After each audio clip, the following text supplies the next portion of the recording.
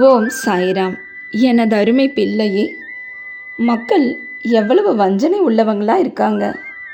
அவங்க என் பாதங்களில் விழறாங்க, சரணடையவும் செய்கிறாங்க. ஆனால் பின்னால் இருந்து என்னை திட்டுறாங்க. இவங்களுக்கு எல்லாம் முழு சரணாகதியோட தத்துவம் புரியறது இல்லை. என்ன பிள்ளையே, இது உனக்கும் பொருந்தும் தானே? ஆமாம், என் துவாரகமாய்க்கு வர யாராவது உன்கிட்ட பேச்சு கொடுத்தா, பாபாவை இப்படி கும்பிடுங்க, அதை செய்வார், இதை செய்வாருன்னு சொல்கிற. மற்றவங்கள அழகாக மோட்டிவேட் பண்ணுற. ஆனால் உனக்குன்னு துக்கம் வரும்போது என்ன திட்டுற. இது நியாயமா? என்ன இது உண்மைதானே? எப்பவும் மனசு போன போக்கில் மற்றவங்கள திட்டுறதையோ அவதூறு பேசுகிறதையோ செய்யக்கூடாது. உனக்கு நீயே சில கோட்பாடு வச்சுக்கணும். இப்படித்தான் இருக்கணும், இப்படித்தான் பேசணும்னு வரம்பு முறை இருக்கணும். நீயே கொஞ்சம் யோசிச்சு சொல்லு. யாருமே இல்லைங்கிற போது, தனியாக நீ கஷ்டத்தில் நின்ன போது உனக்கு நான் உதவலைன்னு சொல்லு பார்க்கலாம். தேவைப்பட்ட பணம் தேவைப்பட்ட சமயத்தில் கொடுத்து உதவலையா?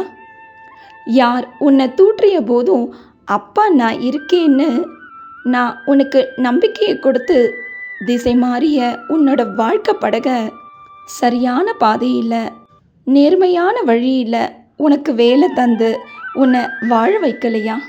உண்மையிலே உன் கர்ம வினையால் இதை விட மோசமாக போக வேண்டியது உன்னோட வாழ்க்கை. நீ படுற துன்பம் என்னவோ சிறு துளி தான். ஆனால் நான் தான் உனக்காக உன் கர்ம வினையை ஏற்றுக்கிட்டு இருக்கேன். நீ படுற இந்த கொஞ்சம் துன்பத்தையே உன்னால் தாங்க முடியலைன்னா நீயே சொல்.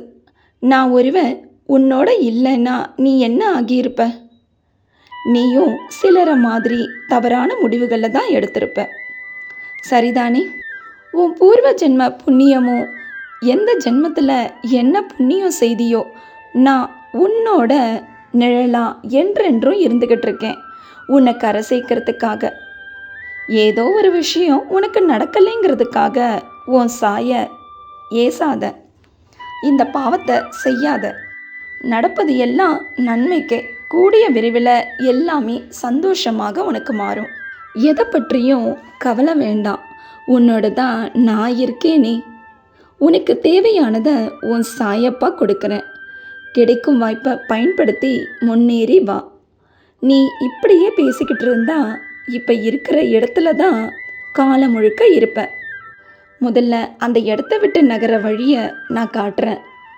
என் கையை இருக்க பிடிச்சு, இப்போ நீ போக போகிற பாதையில் முள்ளே உன்னை குத்தினாலும் நான் உனக்கு வலிக்காமல் கண்டிப்பாக பார்த்துக்குவேன். அதனால் முயற்சி செய், முன்னேறு. பல அற்புதங்களை பெற்று நீயும் உன் குடும்பத்தோட ஆனந்தமாக இரு. உன் வீட்டில் நீ எதிர்பார்க்கும் சுபகாரியம் இந்த தை மாதத்துக்குள்ள நிச்சயமாக நடக்கும். இந்த சாயப்பா ஆசையோட அனைத்து விஷயமும் இனிதான் நடக்க போகிறது. நடக்கும்னு தீர்க்கமாக நம்பு. நடந்தது போல எண்ணி சந்தோஷப்பட்டு எனக்கு நன்றி சொல்லு. மேலும் உன் கர்ம வினை உன்னை முன்னேற விடாமல் செய்கிற நேரம். அதனால் இப்போ தான், இந்த காலத்தில் தான் நீ அதிகமாக என் நாமஸ்மரணை செய்யணும். ஓம் ஸ்ரீ சாய்ராம்னு ஆத்மார்த்தமாக சொல்லிக்கிட்டே இரு, கண்களை மூடி. உனக்கு ஏற்பட்ட அத்தனை பிரச்சனைகளும் இந்த வருஷத்துக்குள்ளே கண்டிப்பாக முடிஞ்சிடும். இந்த புது வருஷம் உனக்கு வசந்த காலம்தான். என்னோட ஆசிர்வாதம் உனக்கு எப்பவுமே உண்டு. இன்று ஞாயிற்றுக்கிழமை, அதுவும் தேய்பிறை கந்தர் சஷ்டி. முருகரோட இந்த வேலை தொட்டதானே உனக்கு ஒருவர் மூலம் வரவேண்டிய பணத்தொகை எதிர்பாராம இன்று இரவுக்குள்ள கண்டிப்பாக கிடைக்கும். இது எனது சத்திய வாக்கு பிள்ளையே. இன்றும் என்றும் என்றென்றும் உன் சாயப்பா உன்னருகில். வாழ்க வையகம், வாழ்க வளமுடன். ஜெய் சாய்ராம்.